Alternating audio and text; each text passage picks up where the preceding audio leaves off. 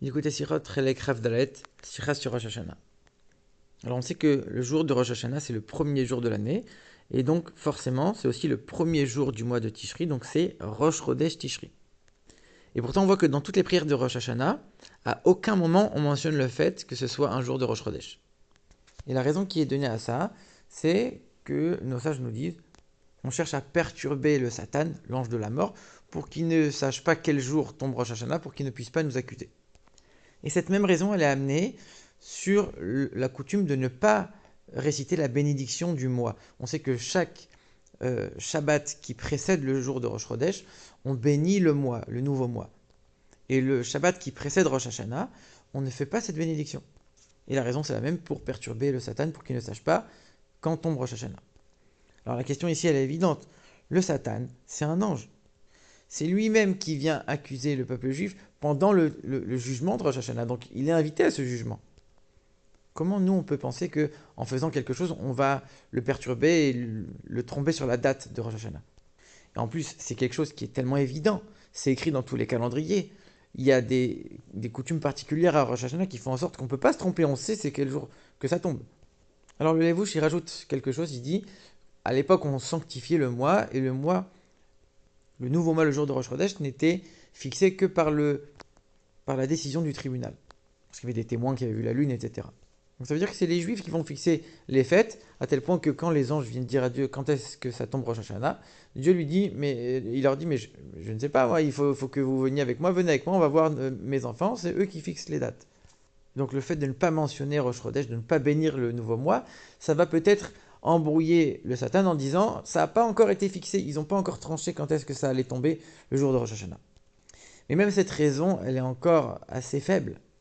Comme on l'a dit, il y a énormément de choses qu'on va faire qui vont nous trahir. Rosh Hashanah, il y a plein d'autres coutumes.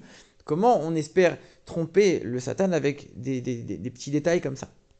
Et puis cette coutume, ce principe de vouloir embrouiller le Satan, elle est aussi ramenée à deux autres endroits. On dit on ne va pas sonner du chauffard la veille de Rosh Hashanah pour l'embrouiller, pour lui dire ah, le jour du jugement, il est déjà passé.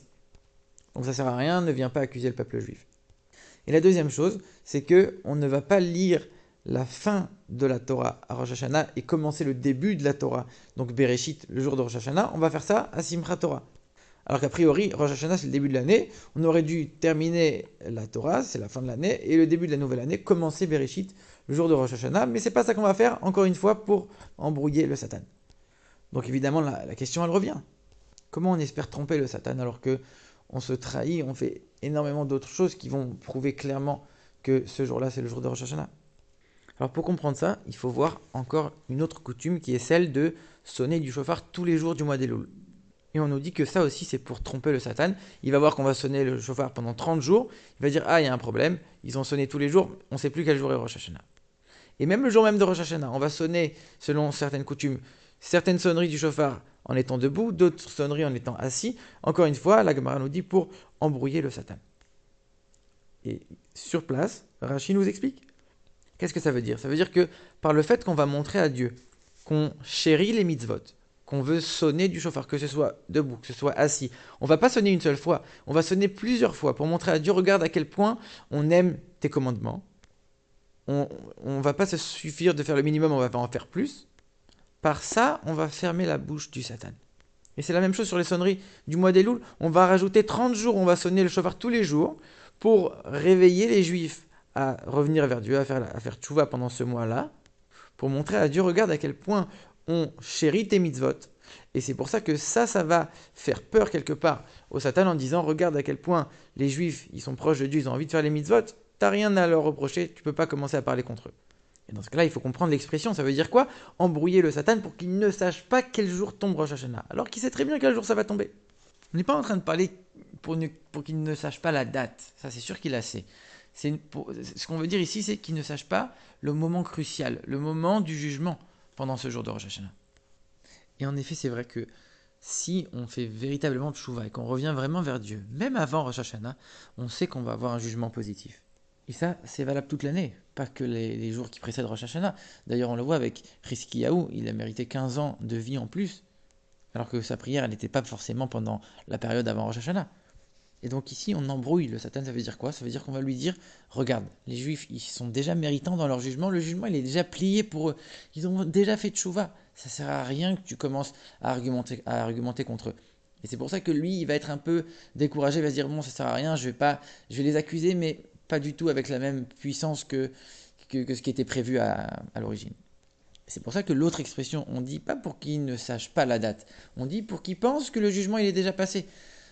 C'est pas le jugement de Rosh Hashanah, c'est pour dire, regarde, eux ils ont passé un mois où ils ont fait tchouva, où ils ont sonné le shofar, ce jour-là, la veille de Rosh Hashanah, ils sonnent pas le shofar, parce qu'ils ont tellement terminé leur tchouva, ils sont tellement à un stade où ils savent qu'ils vont être bien jugés, qu'ils ont même plus besoin de sonner. Alors c'est vrai, le Satan, on lui refait le même coup chaque année, et il sait que c'est une coutume de ne pas sonner la veille de Rosh Hashanah. Mais il y a un peu de vérité, puisque c'est quand même une coutume, donc il y a de la vérité. Ça veut dire que si un juif il mérite vraiment, si les juifs ils font tchouva véritablement, ils vont oui mériter d'avoir un jugement positif avant même le jour de Rosh Hashanah. Et donc l'accusation du Satan n'aura absolument aucun effet. Et enfin pour les deux points qu'on a vus également, c'est-à-dire le fait de ne pas mentionner que ce soit Rosh Chodesh et le fait de ne pas commencer de nouveau la Torah ce jour-là, c'est pas seulement pour l'embrouiller par rapport à la date, encore une fois, c'est pour lui dire, regarde, on sait très bien que quand c'est le jour de Rosh Chodesh, il y a une influence divine spéciale qui brille dans le monde, supplémentaire par rapport aux autres jours.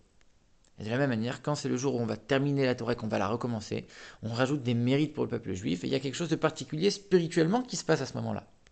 Et quand on va justement ne pas terminer la Torah ce jour-là, et ne pas mentionner le jour de Rosh Chodesh, on est en train de dire, ne t'inquiète pas, regarde, ils n'ont pas les mérites extraordinaires et l'influence divine extraordinaire que toi tu pourrais penser que c'est un jour de Rosh Chodesh, etc.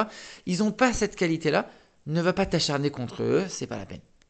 Et si le Satan il avait vu une très grande lumière en disant regarde c'est Rosh Chodesh, c'est le jour où on termine la Torah, etc., il se serait acharné dans ce jugement. Maintenant qu'il voit que, ok, il va voir les coutumes de Rosh Hashanah, mais il voit pas tellement que toute la lumière de Rosh Chodesh est la lumière du jour où on va terminer et on recommencer la Torah, alors il va moins s'acharner quelque part. Et d'un autre côté, il va se dire si ils n'ont pas besoin d'avoir cette lumière spirituelle de Rosh Chodesh et du jour de la conclusion de la Torah, alors peut-être c'est parce qu'ils sont tellement sûrs d'eux, ils ont tellement progressé pendant ce mois-là, et ils sont tellement sûrs que leur jugement il est déjà acquis, ils n'ont même pas besoin de cette lumière-là. Et donc, qu'est-ce que je vais aller, moi, m'acharner maintenant dans le jugement? Alors maintenant, il y a quand même quelque chose qui nous dérange. Toi, tu me dis, leur tchouva elle est tellement grande que ça sert à rien de venir commencer à les accuser, tu as déjà perdu d'avance. Mais c'est pas ce qui est écrit. Ce qui est écrit, c'est pour qu'ils ne sachent pas quel jour ça tombe. On souligne que le côté négatif ici, pas le côté positif. On n'est pas en train de dire pour rajouter des mérites et pour que ils vont avoir tellement de mérites, ils vont être tellement parfaits qu'il ne pourra même plus les accuser. Non, on est en train de dire pour qu'ils ne sachent pas, pour l'embrouiller. Et c'est très différent de ce qu'on a dit avec les sonneries du chauffard. Tout à l'heure, on disait les sonneries du chauffard, on est en train de lui dire t'inquiète, on a déjà fait de chouva, on est déjà au top, ça sert à rien de venir nous accuser, on va gagner. Ici, c'est pas ça qu'on dit. On dit on va pas finir la Torah et on va pas mentionner Rosh Chodesh pour montrer regarde, on n'est pas tellement grand, on n'a pas une lumière tellement grande aujourd'hui, laisse-nous tranquille. Donc c'est-à-dire que concrètement, il y a quelque chose qui va me manquer dans le service de Dieu, du peuple juif, le jour de Rosh Hashanah. On lui dit regarde, notre service il est manquant, il est bancal. Qu'est-ce que tu vas venir maintenant t'acharner contre nous? Notre service il est bancal. Et concrètement, c'est vrai que c'est des choses qui vont manquer à ce moment-là. Donc à ce moment-là, il y a une autre question très forte qui est en train de se poser. Comment les sages, ils ont pu instituer le fait d'enlever des mérites, d'enlever une lumière spirituelle au peuple juif, uniquement pour embrouiller le Satan? Et l'explication que le rabbi donne ici, elle est très forte. Il dit le fait d'enlever quelque chose de spirituel aux juifs, ça va quelque part le secouer beaucoup plus et lui faire une tchouva beaucoup plus profonde. Quelqu'un qui ressent qu'il est loin de Dieu, il a beaucoup plus de soif de se rapprocher de lui. Du plus profond de son cœur, véritablement. Et quand un juif il va voir, on m'enlève une sonnerie du chauffard, on va m'enlever toute la mention de Rosh Chodesh, on va m'enlever la bracha avant, le Shabbat avant Rosh Hashanah, on va m'empêcher de terminer la Torah ce jour-là, on va m'enlever plein de choses spirituelles, ça va le briser profondément à l'intérieur spirituellement, et là il va vouloir se rapprocher de Dieu et faire une véritable tchouva beaucoup plus profonde. Rabbi donne l'exemple de l'histoire du Rabbi Rachab. Il y a quelqu'un qui est rentré chez lui en Yeridout pour lui demander une bénédiction parce qu'il avait besoin d'une très grande bénédiction. Il était dans une situation catastrophique. Et le Rabbi Rachab lui a dit je ne peux rien faire pour toi. Quand l'homme il est sorti, il a éclaté en sanglots, il a pleuré énormément, et il a croisé le frère du Rabbi Rachab, le Raza, qui est venu, qui lui a dit, alors pourquoi tu pleures? Il lui a raconté son histoire, et il est rentré comme ça chez son frère, il lui dit, mais comment? Quelqu'un il vient, il te demande une bénédiction, et toi tu l'aides pas? À ce moment-là, le Rabbi Rachab, il a refait rentrer cet homme-là, il lui a donné une bénédiction. Parce que la première fois où il était rentré, il n'était pas apte à recevoir la bénédiction, il lui a dit, je peux rien faire pour toi, tu ne mérites pas encore dans le ciel. Mais maintenant qu'il avait pleuré et qu'il avait supplié Dieu du plus profond de son cœur, là, le Rabbi Rachab, il a pu lui demander cette bénédiction. Donc le fait d'enlever le shofar, d'enlever le Rosh Chodesh, d'enlever le fait de terminer la Torah, on enlève plein de choses spirituelles à un juif, ça va le briser, il va faire une teshuva beaucoup plus profonde et épancher son cœur véritablement devant Dieu. Et non seulement que cette teshuva, elle va être beaucoup plus profonde, mais le Rabbi, il va même encore plus loin, il dit encore, c'est même pas ça, c'est encore plus que ça. C'est que le fait même on est institué de ne pas sonner du shofar ce jour-là, de ne pas mentionner Rosh Chodesh ce jour-là, de ne pas faire la bracha du mois avant Rosh Hashanah, de ne pas terminer la Torah, tout ce qu'on a empêché, tout ce qu'on a institué de ne pas faire, c'est tout aussi important que ce qui a été institué de faire. Ça veut dire qu'il faut bien savoir ce que la Torah nous demande, ça on doit le chérir du plus profond de notre cœur. Que ce soit quelque chose de positif, de quelque chose qu'il faut faire ou quelque chose qu'il ne faut pas faire. Et de la même manière qu'on va se réjouir de ce qu'il faut faire, on va se réjouir de ce qu'il ne faut pas faire. Et on va l'accomplir avec joie parce qu'on sait que c'est Dieu qui nous a demandé ça à ce moment-là. Donc le Satan, lui, il a l'impression qu'il va nous manquer quelque chose parce qu'on n'a pas fait quelque chose. Mais en vérité, nous, on sait très bien que le fait qu'on ne va pas faire, en ne faisant pas telle ou telle coutume, on va accomplir la mitzvah des Chachamim qui est de ne pas faire. Donc on va accomplir quelque chose. Mais ça, le Satan, il ne le voit pas. Donc en plus de montrer au Satan à quel point on est sûr de nous, qu'on a gagné le jugement, en plus de réveiller en nous une teshuva très profonde, on va aussi gagner le fait d'avoir accompli une institution des sages et de s'en réjouir. Et c'est ça qui va nous amener une très bonne année, bonne et douce dans tous les domaines matériels et spirituels.